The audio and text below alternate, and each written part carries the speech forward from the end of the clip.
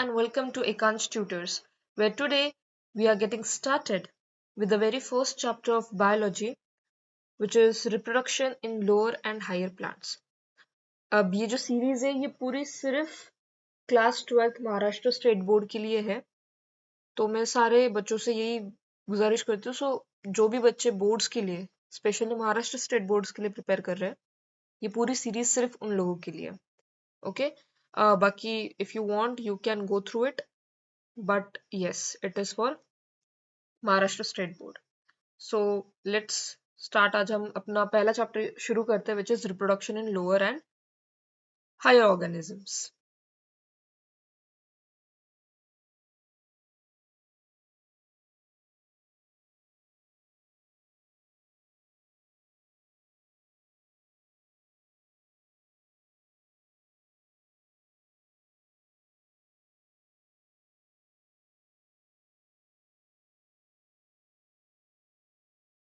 Okay, तो पहली बात, रिप्रोडक्शन मतलब क्या होता है?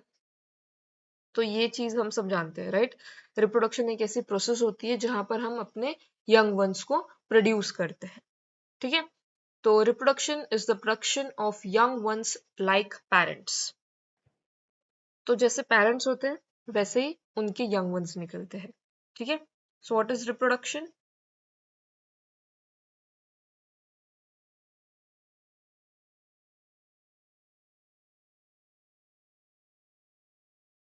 The process of producing offspring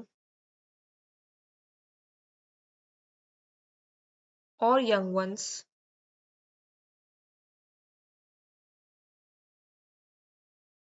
like parents.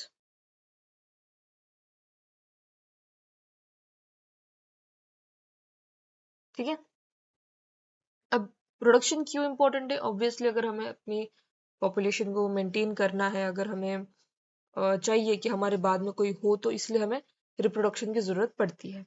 ठीक है, अब हर ऑर्गेनिज्म का अपना एक वे होता है प्रोड्यूस करने का. ऐसे दो मेन कैटेगरीज होती है ऑफ रिप्रोडक्शन. एक होता है असेक्सुअल रिप्रोडक्शन, एक होता है सेक्सुअल रिप्रोडक्शन. ओके, तो पहले हम पढ़ेंगे कि असेक्सुअल रिप्रोडक्शन क्या होता है. So there are two types of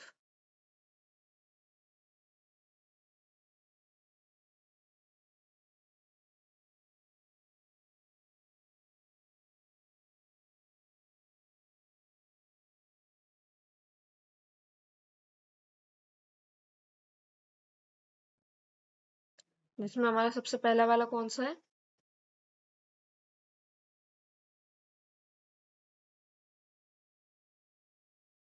asexual reproduction. और फिर है हमारा सेक्सुअल रिप्रोडक्शन.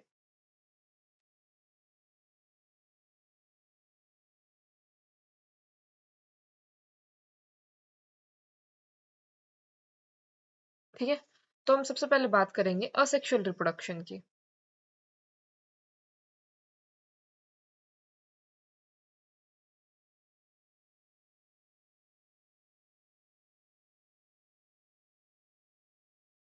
तो असेक्सुअल रिप्रोडक्शन क्या होता है?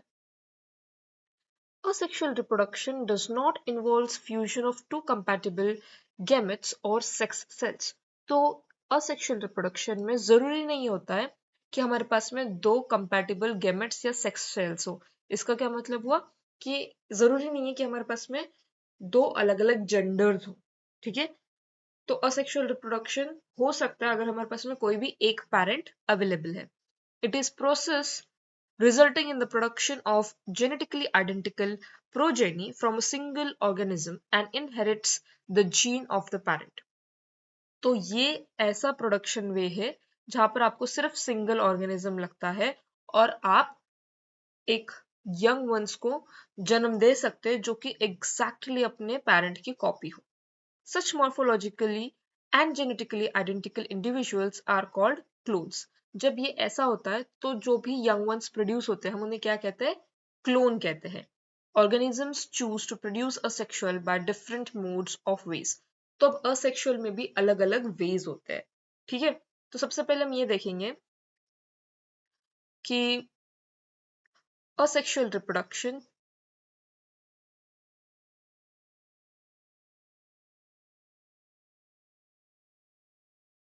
does not requires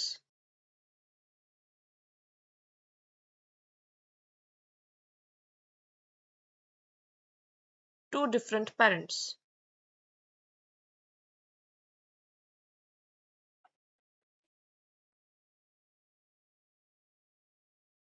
Okay, that means asexual reproduction, or in this type of reproduction,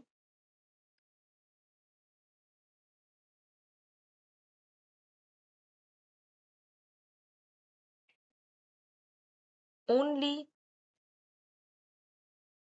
one parent is required.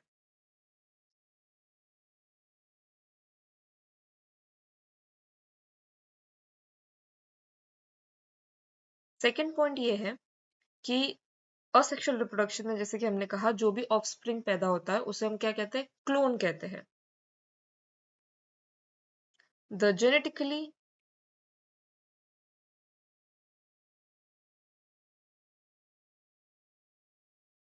identical offspring or young individual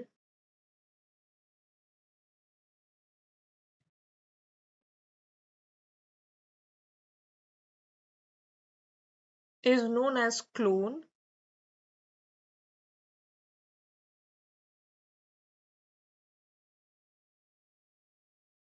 और ये जो प्रोसेस है प्रोडक्शन की फॉर असेक्सुअल रिप्रोडक्शन, ये अलग अलग मोड्स में भी हो सकती है। So different modes of asexual reproduction are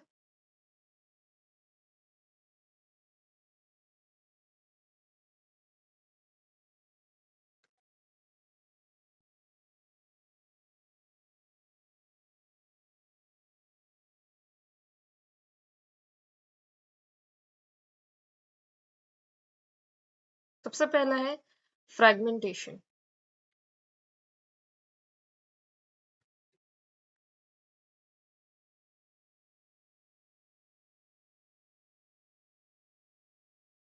अब जैसे कि नाम ही हमें बता रहा है फ्रैगमेंट्स होते हैं इसमें, फ्रैगमेंट्स मतलब छोटे छोटे पार्ट्स। तो multicellular organisms can break into fragments due to one of the other reasons. Example, Spirogara. These fragments grow into new individuals. तो फ्रैगमेंटेशन मतलब क्या होता है? बेसिकली फ्रैगमेंटेशन मतलब ऐसी प्रोसेस जहां पर एक मल्टी सेलुलर ऑर्गेनिजम्स अपने अलग अलग टुकड़ों से एक नए यंग वन को प्रोड्यूस करता है, जिसका एग्जाम्पल है स्पाइरोगारा। ठीक है।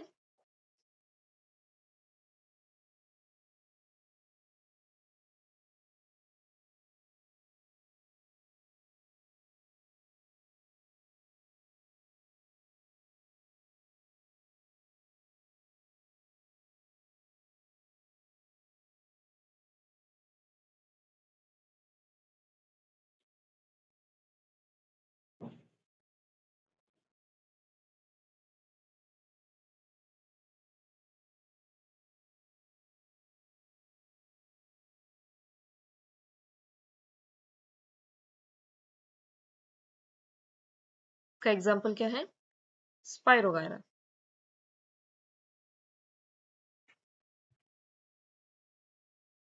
ठीक है। उसके बाद में है हमारे पास में, अब यहाँ पर हम देख सकते हैं कि ये हमारा एक मदर सेल है। ठीक है। इसके बाद में ये सारे क्या हो गए? हमारे ऑफ स्प्रिंग्स हो गए। मतलब मदर सेल ने क्या किया, ये हमारी मदर सेल थी, ठीक है, और ये इसका न्यूक्लियस था। तो मदर सेल के अंदर लेट्स से ब्रेक हुआ मदर सेल कुछ इस वे में, पहले ऐसे हुआ, सॉरी,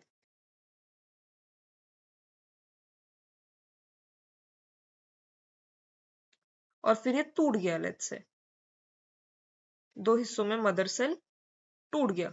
तो अब क्या हुआ? एक मदर सेल के फ्रेगमेंट से, ये टूटा हुआ फ्रेगमेंट जो हमें मिला, उससे हमने एक नया ऑर्गेनिज्म प्रोड्यूस किया। तो इस प्रोसेस को हम क्या बोलते हैं? फ्रेगमेंटेशन। ठीक है, इसे हम कहते हैं फ्रेगमेंटेशन और बडिंग। इसके बाद में होता है बडिंग। ठीक है,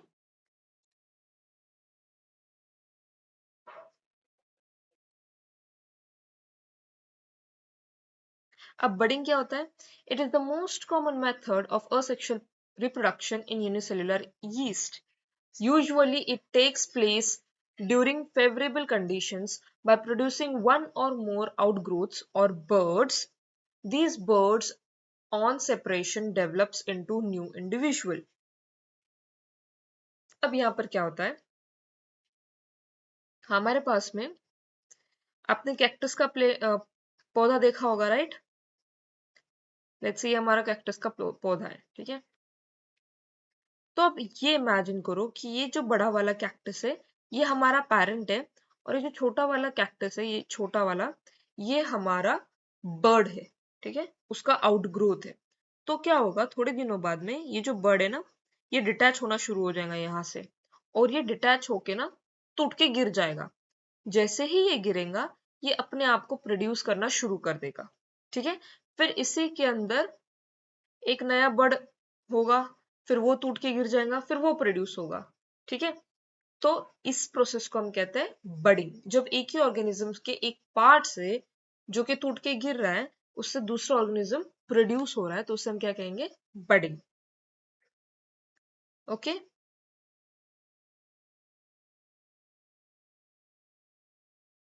इट हैपेंस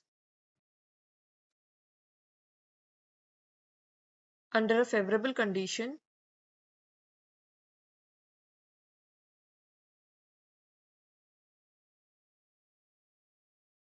अब कंडीशन फेवरेबल क्यों चाहिए? जैसे कि हम जानते हैं, अगर किसी भी प्लांट पे अगर हमें चाहिए एक फूल या कोई फल चाहिए, तो उसके लिए हमें फेवरेबल कंडीशंस लगती है, वैसा टेम्परेचर लगता है, वैसा वेदर लगता है। उसी तरीके से जब आपको बडिंग करनी हो और सेक्सुअल ऑर्गेनिजम्स में, तो आपको फेवरेबल कंडीशन की जरूरत पड़ती है। ठीक है, so it happens under a favourable condition by producing one और मोर आउटग्रोथ्स और बड।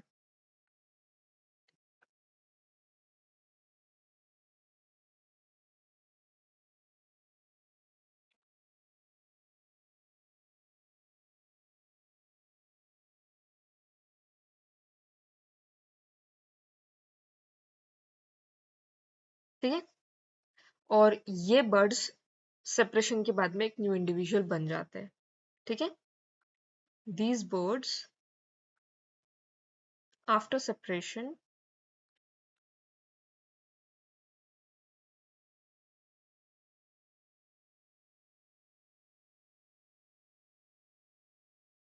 develops into new individual।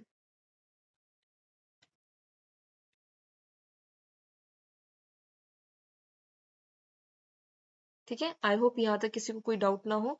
इसका अगर हमें एग्जाम्पल देना हो तो इट वुड बी ईस्ट। ठीक है, आफ्टर बडिंग नेक्स्ट है spore formation.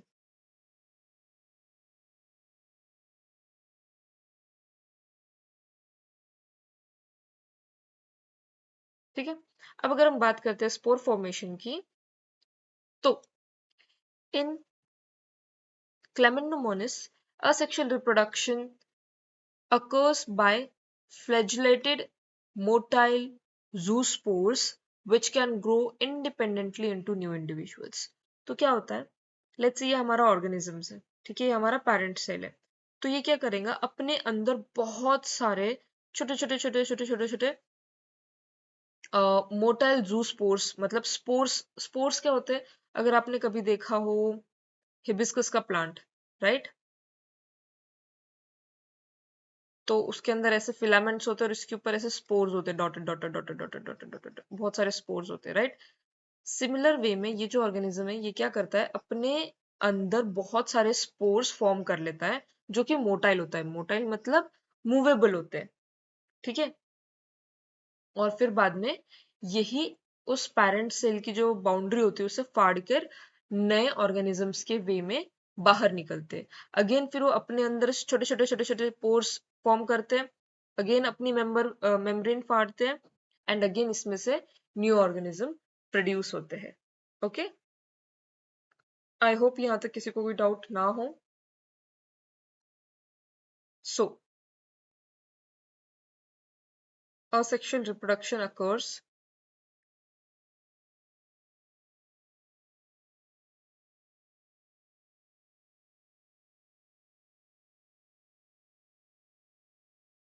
by flagellated motile zoospores which can grow independently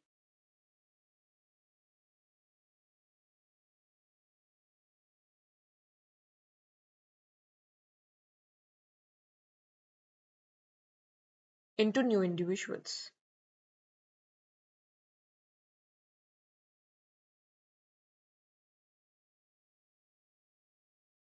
ठीक है, जिसका अगर हमें एग्जांपल देना हो तो इट इज क्लैमिडोमोनास। ठीक है, अब इनके अलावा there are other methods of asexual reproduction like binary fission, which occurs in amoeba, paramecium, then conida formation in penicillium, and Gymnus formation in sponges. ठीक है, तो just for a track we will note all these things down। तो binary fission कहाँ पर होता है?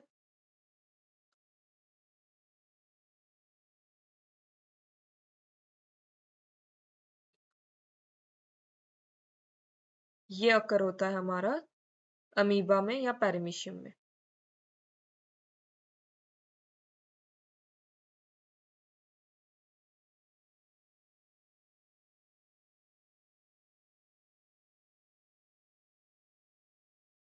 उसके बाद में है कोनिडिया फॉर्मेशन।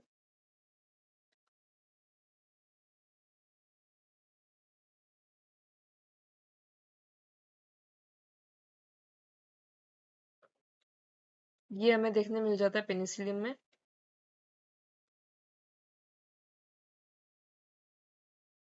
एंड लास्ट है जुमिलस formation.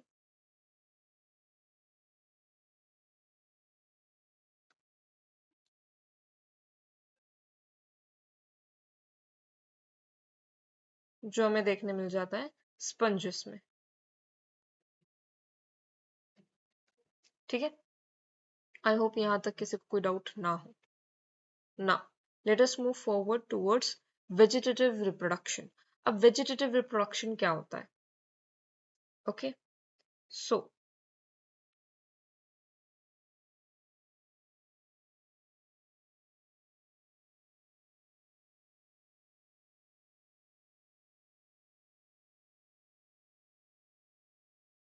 plants produce asexually through their vegetative parts. Hence, the new plants formed are genetically identical to their parents। अब कुछ प्लांट्स ऐसे होते हैं जो असेक्सुअली प्रोड्यूस होते हैं अपने वेजिटेटिव पार्ट्स के कारण। ठीक है, और जो न्यू प्लांट्स प्रोड्यूस होते हैं वो एग्जैक्टली आइडेंटिकल होते हैं अपने पेरेंट्स के। So there are also few methods which would not occur naturally in the plants। Agriculture and horticulture exploit vegetative reproduction in order to multiply fresh stock of plants। Artificial methods are used to propagate desired varieties according to human requirements, and the various methods are as follows। तो vegetative reproduction कैसे होता है कि ऐसे parts plant के जिन्हें हम cut कर सके और उनसे हम नया प्लांट ग्रो कर सके। जैसे कि फॉर एन एग्जाम्पल हमारे पास में रोज अगर हो, एक रोज का प्लांट हो, तो हम क्या करते हैं, उनका बड आने पर, रोज का एक बड आने पर हम उस प्लांट को कट करते हैं और उस बड को अगेन हम सॉइल में डिप करते हैं और उससे एक नया प्लांट प्रोड्यूस होता है। ऐसे ही हम झंडू का प्लांट होता है, झंडू के प्लांट के अगर हम ऊपर का फूल काट दें और उसको फूल को जमीन में हम गाड़ दें तो उससे भी एक नया प्लांट, या अगर हम शुगर केन यानी कि गन्ना अगर हमें गन्ना उगाना है तो हम कैसे उगाते हैं, हम गन्ने को काटते हैं और वैसे कि वैसा उसका जो पार्ट होता है जहां पर बड निकला हो, उसका मुंह निकला हो, तो उससे हम सॉइल में अगेन रख देते हैं एंड उससे हमारे पास में एक नया गन्ने का प्लांट आता है। ठीक है, तो इसी वे से हम वेजिटेटिव रिप्रोडक्शन करते हैं। अब ये जो सारे मैंने वेज बताए ये तो चलो नेचुरल वेज नहीं है ना, ये आर्टिफिशियल वेज है, बट ऐसे हम नेचुरली भी कर सकते हैं, राइट। नेचुरली भी अगर किसी रोज का जो स्टेम है जिसमें बड आया हो, अगर वो गलती से जमीन में धंस जाए तो वहां से भी एक नया रोज का प्लांट उगता है। ठीक है, अब इस वेजिटेटिव रिप्रोडक्शन के कुछ टाइप्स है। ठीक है, तो फर्स्ट ऑफ ऑल हम लिखेंगे व्हाट इज वेजिटेटिव रिप्रोडक्शन। तो इसे हम डिफाइन कर सकते हैं, reproduction of plant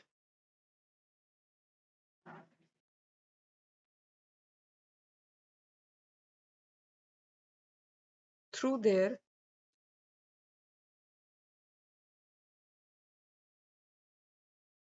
vegetative parts.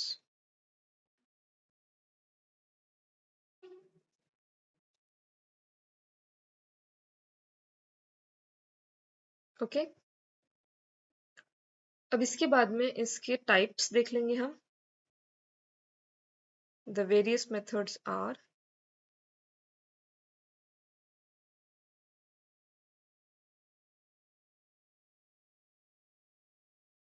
सबसे पहला है हमारे पास में cutting.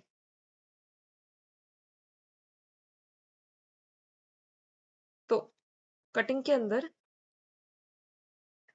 the small piece of any vegetative part of a plant having one or more buds is used for propagation, with stem cutting example rose, leaf cutting example sansevieria and root cutting example blackberry। ठीक है, तो cutting में हम लिख सकते हैं small piece of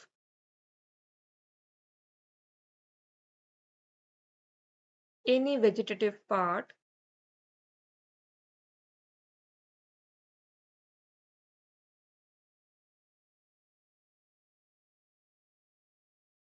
of a plant having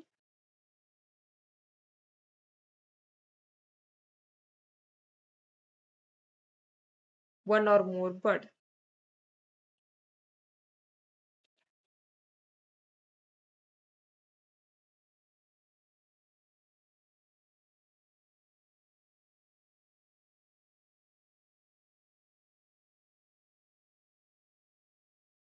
ठीक है, तो इसका एग्जाम्पल्स कौन से हैं? अगर हम बात करें स्टेम कटिंग की तो आ जाएगा रोज,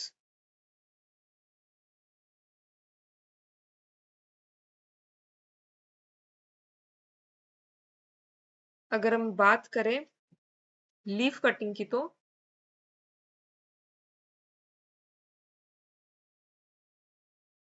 यहाँ पर हमारे पास में है सैंसविरिया एंड लास्ट में अगर रूट कटिंग की बात करें तो ब्लैकबेरी।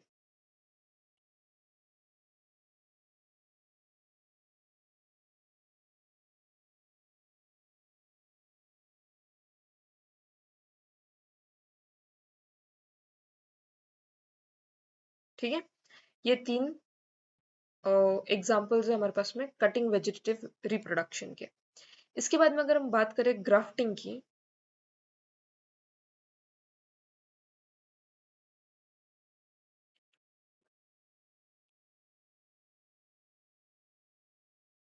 तो here parts of two plants are joined in such a way that they grow as one plant. In this method, parts of the stem containing more than one bud is joined onto a rooted plant called stalk is called grafting, whereas budding is also called bud grafting, in which only one bud is joined to the stalk. Example apple, pears and rose. तो अब क्या होता है यहाँ पर, हमारे पास में हम एक प्लांट लेंगे जिसके हम बीच से इसे काट देंगे और कुछ ऐसे शेप में काटेंगे, और फिर हम एक नया प्लांट लेंगे जिसको हम ऐसे शेप में काट के इसके अंदर फिक्स कर देंगे। ठीक है, तो अब क्या होगा, ये दोनों एक दूसरे में फिक्स हो गए, तो अब जो नया प्लांट ग्रो होगा वो इन दोनों का मिक्सचर होगा। मोस्टली हम ये मैंगोज में करते हैं। इफ यू वांट कि एक झाड़ पर बहुत सारे रोजेस के कलर हो तो हम उसके अंदर करते हैं। ठीक है, तो इससे हम कहते हैं ग्राफ्टिंग। ओके, इसे हम क्या कहते हैं? Grafting. So parts of two plants are joined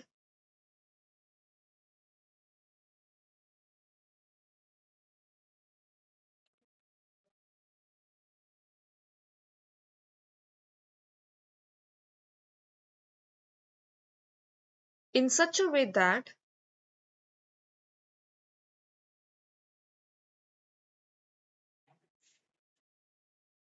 they grow as one plant।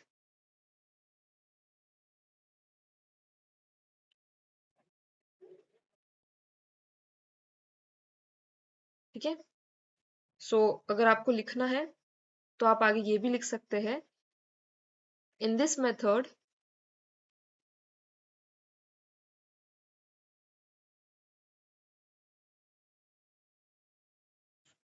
part of stem is joined onto a rooted plant।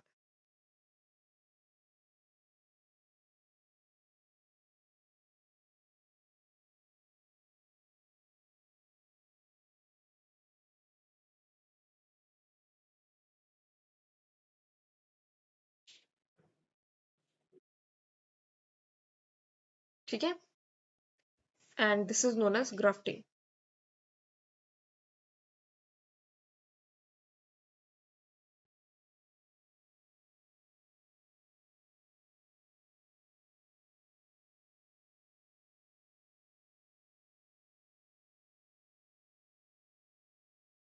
Example के लिए हमारे पास में है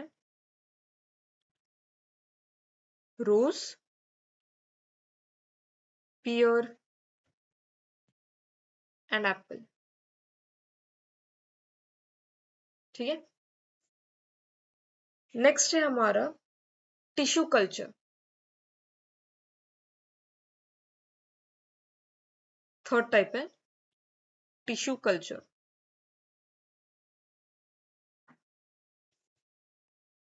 ठीक है, अगर हम बात कर रहे हैं टिश्यू कल्चर की, so it is a method by which a small amount of plant tissue is carefully grown to give many plantlets. Micropropagation methods is also used nowadays। तो अब अगर हम बात कर रहे हैं टिश्यू कल्चर की, तो इसमें क्या करते हैं, एक प्लांट से एक छोटा सा टिश्यू हम निकाल लेंगे और उसको एक टेस्ट ट्यूब में हम ग्रो करेंगे। ठीक है, तो उस छोटे से टिश्यू से जो हमारा नया प्लांट प्रोड्यूस हो रहा है इसे हम बोलेंगे टिश्यू कल्चर। ठीक है, इसे हम क्या कहेंगे? Tissue culture. So a method by which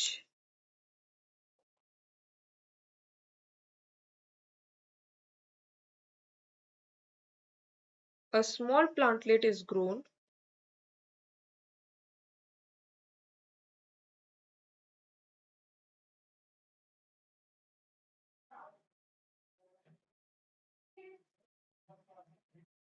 from a tissue, or a method by which a small plantlet is grown from few tissues of the plant।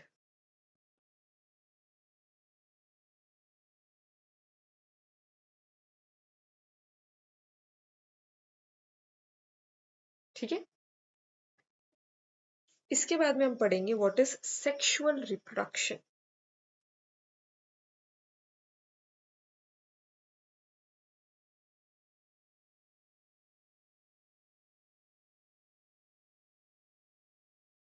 ठीक है,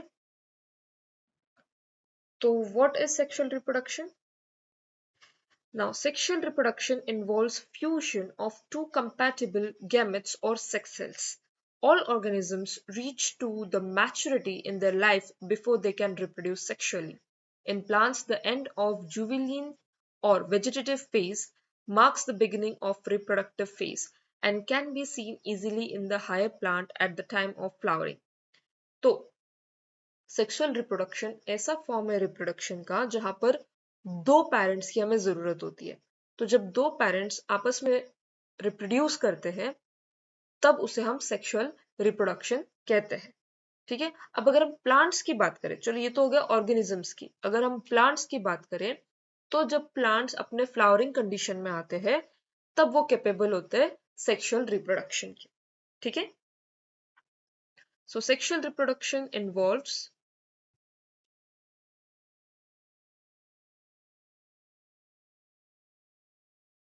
to parents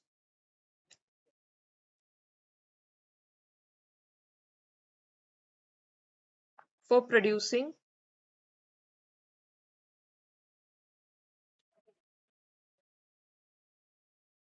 the offspring।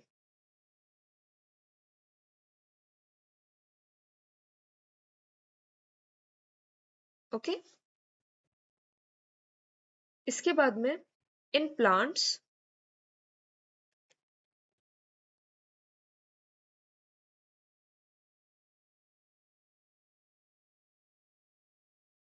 the time of reproductive phase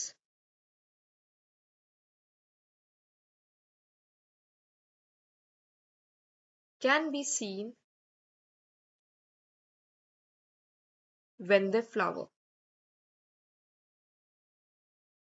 or when they bloom or flower। ठीक है, अब the flower is specialized reproductive structure of a plant in which sexual reproduction takes place। तो जब हम flower की बात करते हैं तो फ्लावर एक ऐसा स्पेशल रिप्रोडक्टिव स्ट्रक्चर है प्लांट का जब जहां से हम सेक्सुअल रिप्रोडक्शन कैरी आउट कर सकते हैं। ठीक है, the function of flower is to produce haploid gametes and to ensure that fertilization will take place. तो फ्लावर का एक्चुअल फंक्शन क्या होता है एक प्लांट में? फ्लावर का एक्चुअल फंक्शन होता है कि वो प्रोड्यूस करे, क्या प्रोड्यूस करे? गैमेट्स। गैमेट्स, हैप्लॉइड गैमेट्स मतलब मेल एंड फीमेल बोथ, और वो इंश्योर करे कि फर्टिलाइजेशन हो रहा है। Now typical flower consist of 4 different whorls with calyx, corolla, androecium and gynoecium। ठीक है, तो एक जो टिपिकल फ्लावर होता है उसमें 4 डिफरेंट वोल्स होते हैं। वोल्स मतलब पार्ट्स होते हैं। ठीक है, मेन पार्ट्स। सबसे पहला होता है कैलिक्स, फिर होता है कोरोला, फिर होता है एंड्रोशियम और फिर होता है गाइनोशियम। ठीक है, सो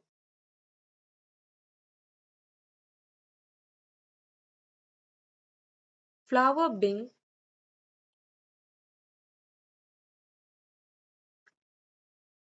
specialized structure of reproduction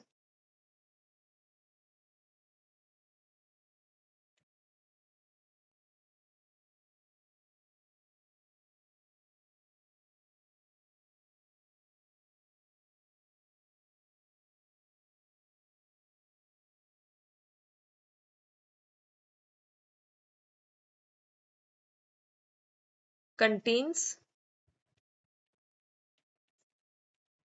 4 main parts,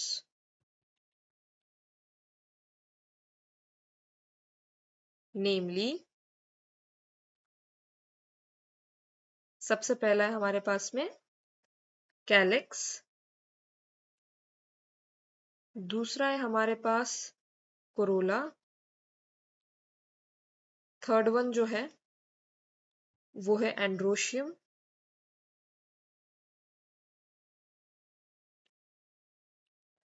and last one is gynoecium.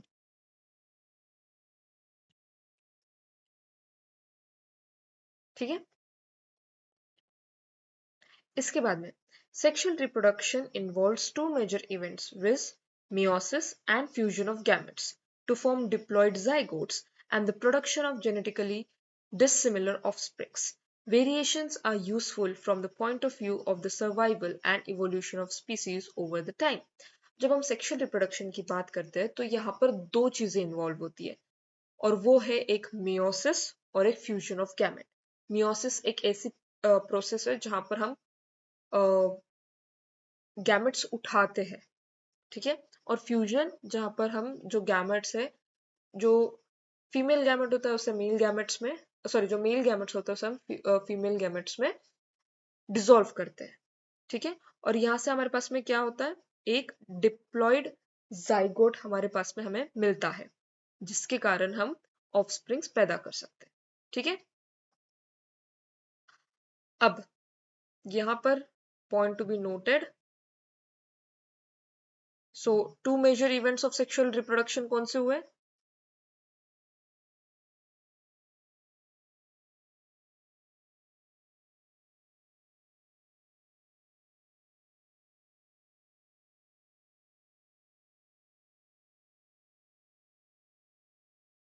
सबसे पहला वाला है हमारे पास मियोसिस, और दूसरा वाला है fusion of gametes,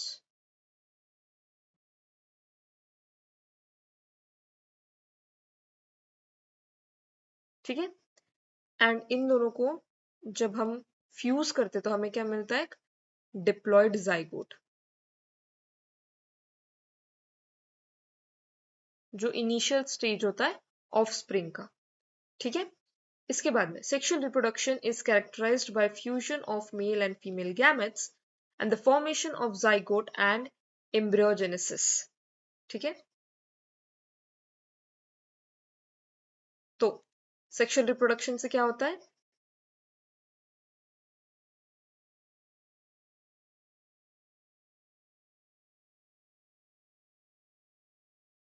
sexual reproduction क्या कैरेक्टराइज करता है,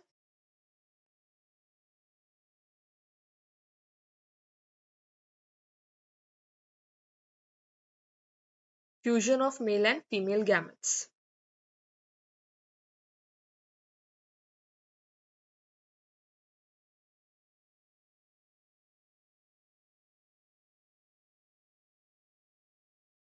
और इसे ही हम क्या कहते हैं, इसी प्रोसेस को हम कहते हैं फर्टिलाइजेशन। इसे हम क्या कहते हैं, फर्टिलाइजेशन। आई होप यहां तक सब क्लियर हो। इसके बाद में sequential events that occur in sexual reproduction are grouped into three distinct stages: pre-fertilization, fertilization and post-fertilization। तो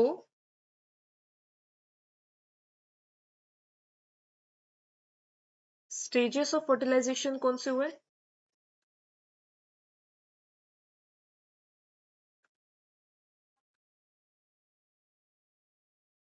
सबसे पहले हमारे पास में हुआ प्री फर्टिलाइजेशन,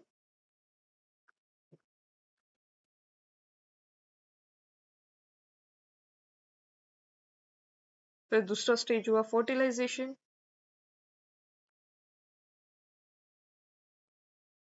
और लास्ट स्टेज हुआ पोस्ट फर्टिलाइजेशन,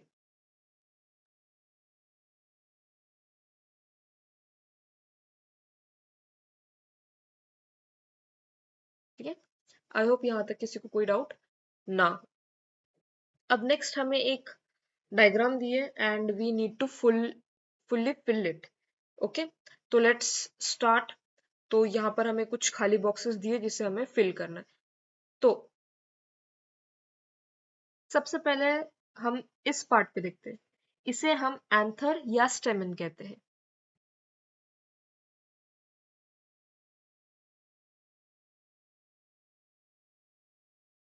ठीक है। उसके बाद में ये जो हमारा है, ये वाला, इसे हम कहते हैं फिलामेंट,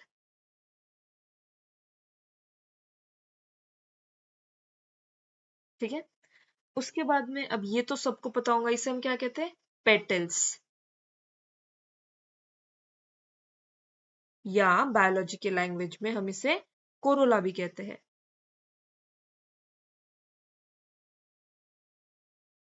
ठीक है। फिर ये वाला जो पार्ट है ये हमारा होता है सेपल, या हम इसे कहते हैं कैलिक्स। उसके बाद में ये जो अंदर होती है ये ऑरेंज वाली, इसे हम कहते हैं ओवरी।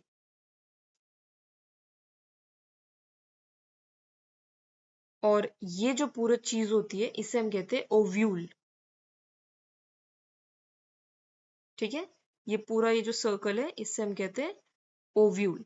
अब ये सब तो आपने क्लास 11th में पढ़ा ही होगा, बट स्टिल ठीक है। उसके बाद में ये जो हमारी एक खड़ी ग्रीन वाली डंडी है इसे हम कहते हैं स्टाइल।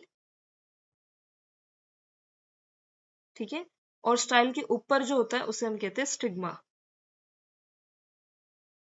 ठीक है, तो अब ये वाली जो चीज है ये भी इंपॉर्टेंट है, तो please make a note of it. ये अच्छे से कर लेना, ये सारे जो नेम्स है ये इंपॉर्टेंट होते हैं, ये एग्जाम्स में पूछे जाते हैं।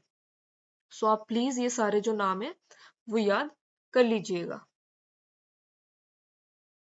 एंड ये जो ऑलवेज रिमेंबर एंड रिमेंबर और डू यू नो वाले जो बॉक्सेस होते हैं ग्रीन वाले, please go through it once, इसे आप सिर्फ एक बार पढ़ लिया कीजिए।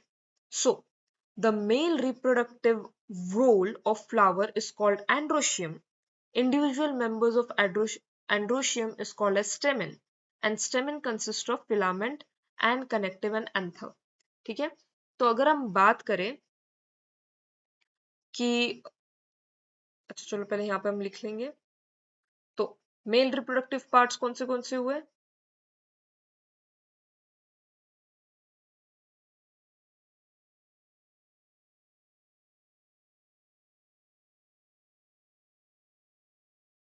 First of all, the male reproductive parts are known as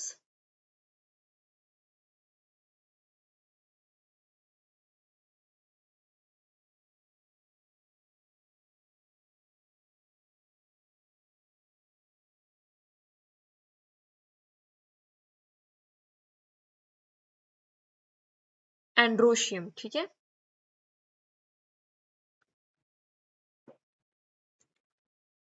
and androecium consists of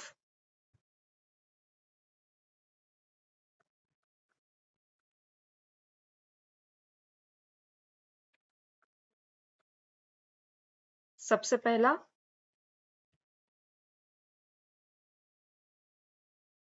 तो जो मेन होता है androecium consists of stamen,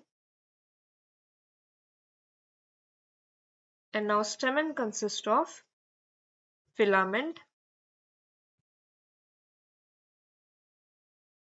connectives and anther।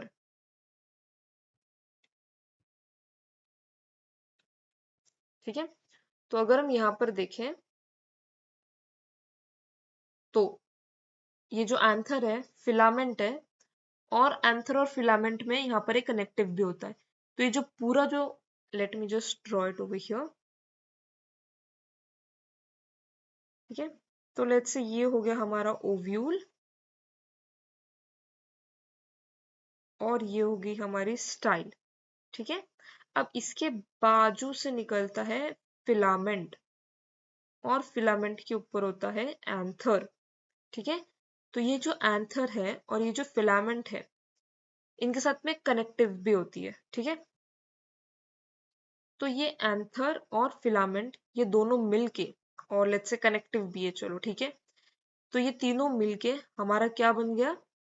ये तीनों मिलके हमारा बन गया स्टैमेन। और स्टैमेन किस में आता है? एंड्रोशियम में।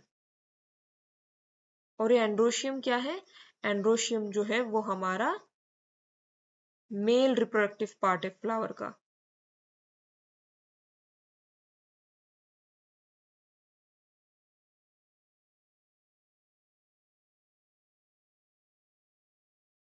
ओके, आई होप यहाँ तक सबको हर एक चीज क्लियर हो चुकी होंगी। Okay, so that's it for today, and अगले क्लास में हम शुरू करेंगे with the structure of anther. ठीक है, तो for today that's it. So please like the video. अगर आपको कोई भी डाउट हो, कोई भी क्वेश्चन हो, please comment it down below and share it to your friends Stay tuned for the next upcoming lectures. And अगर आपको ऐसे notes चाहिए handmade, so please DM me on the Instagram page and I will provide you with all the handwritten notes. Okay? Thank you and bye bye.